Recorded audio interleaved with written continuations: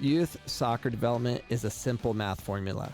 I'm going to give you that formula that'll help you, the parent, to be able to look at your child and actually record information needed for you to have that conversation with a coach, a director of coaching, to use that same math formula to pick a different team to play for, a different club based on data. That's all you need is data. We're going to talk about all of this on episode 549. So it is really simple math that'll allow you to have a good conversation with your coach, the director, the technical director, whoever you need to talk to about your child's development. If you're paying a lot of money in America, which you probably are, if you think you want your child to play college, you have to pay thousands upon thousands of dollars. No, you don't. You just have to listen to my podcast and do what I say. It's very simple. But I can't give you all the information. You got to go through my podcast. But I'm just going to talk about simple math. If you're paying crazy amounts of money, regardless of that, if your child is playing, you want them to develop or enjoy the game itself and enjoy it for a lifetime so they can avoid quitting by 7th, 8th grade because they hate it because they always get yelled at, I got a simple math formula for you.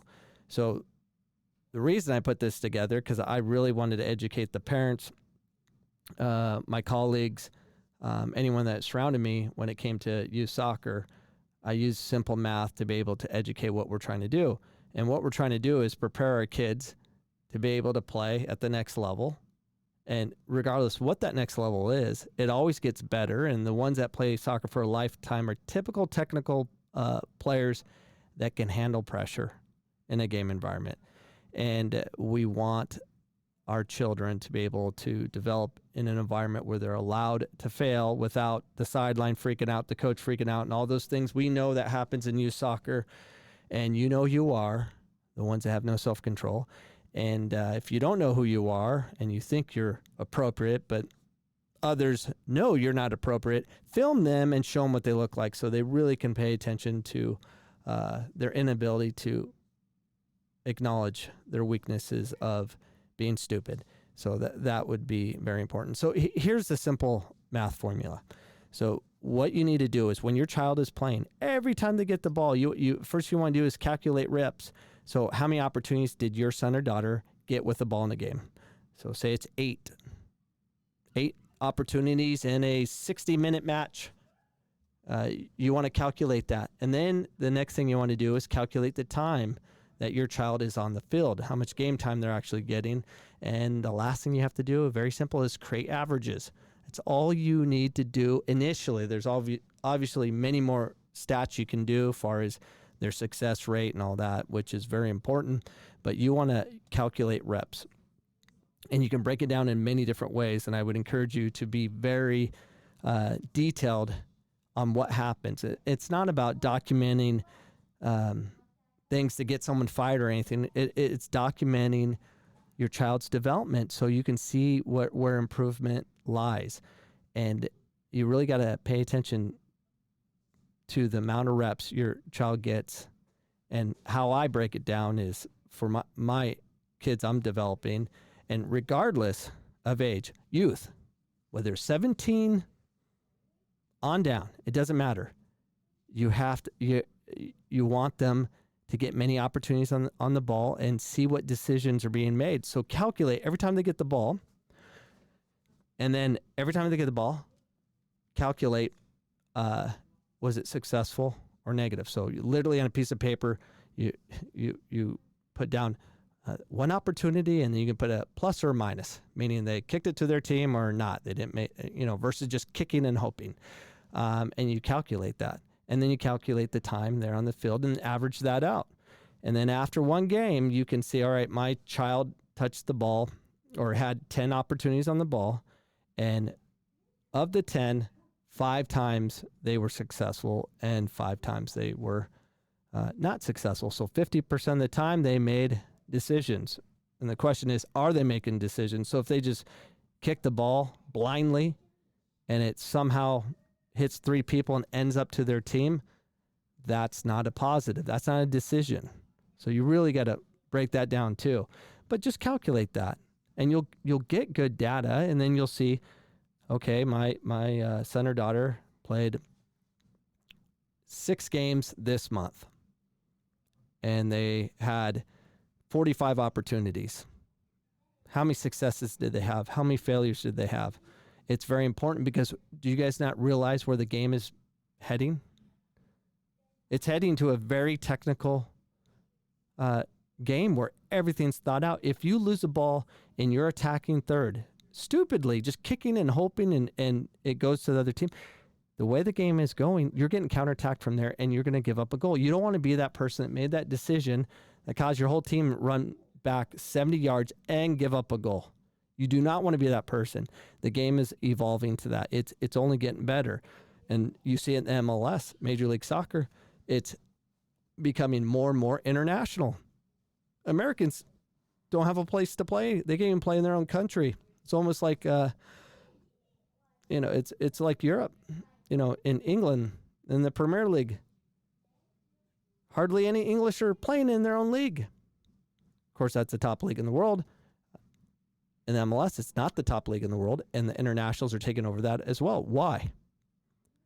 Because their repetition is greater than our children, and they have more time on the ball than our children, and it's that simple. So if you actually go and watch the game, and we had a game this morning during COVID. Oh my gosh, there was a game this morning. My son this weekend played 2 games on Friday night in 6v6. Played a game this morning, and then he has another game tomorrow morning. He's playing a lot. And I get, all the A-licensed coaches out there, they're like, that's too much. There need to be recovery time. Shut up. We need repetition. We need game. And guess what? Who needs, recovery? It's those that run all day without the ball, and it's back and forth, and no possession whatsoever, no recovery whatsoever. Yeah, when you're doing track and field, yes. But if you actually can slow it down, knock it around, playing small-sided, do all these things, you need to play as much as humanly possible. I know in Japan, they're playing 8 hours on a Saturday, 8 hours on Sunday, all year round. All year round. Except for, I think, Japanese New Year when it falls on that day. They do that, and everyone's like, it's too much. Is it? Yeah, it isn't. ACL injuries, this podcast is going away from me. I got so many things to talk about. I cover all this stuff, but I need to recover it because I have too many episodes now. ACL injuries are on a rise, and that's with paid ACL prevention coaches and all the physical therapy and all that stuff with the strengthening exercise and them jumping hoop to hoop and all these hurdles, and they're still on the rise. Why? It's because of bad technique, because they don't play soccer. They run hard as they can into another human being and break their entire body versus thinking. So if there's repetition, if there's a focus on keeping the ball and developing that way, good things can happen. So calculate the reps, calculate the time, average it out, and then try to improve it. And it's a good talking point with your children in the car. You're heading home and you're talking to your child and, hey, good job, Johnny. You got the ball 16 times in this game, and you were successful 10 of those 16 times. You beat your record by 4. That's where things can improve. If we focus on that versus did we win? And just this morning, where my son was playing with the team. It plays on like 3 or 4 teams. And they were losing, and the parents are so concerned. They're like, someone kicked the ball up the field like 45 yards, not thinking. And they're like, get. I'm like, what are you talking about? There's no thought behind it. If your child goes through a game and they're just playing defense the whole time and they just kick the ball hard as they can up the field all day, and it's really long and hard, what does that do? It does nothing except make the parents feel better about it. Your kid's not better because you guys won 3-4-0. Your kid is better when they're getting the reps of making decisions. And you want them to fail as much as possible without the fear of failure, which is hard to do. So you got to control the sideline, you got to control the coach, you got to control the club, you got to control the environment. and that's not easy to do. So, but if I can get a lot of you guys converted to do simple math and demand that your child gets better in the game of soccer through repetition with a lot of time, and focus on that, making good decisions like pass to your team, that'd be brilliant. So anyways, those are my thoughts today on this episode, and I will see you guys, I don't know, tomorrow maybe, whenever a thought appears in my head. Peace.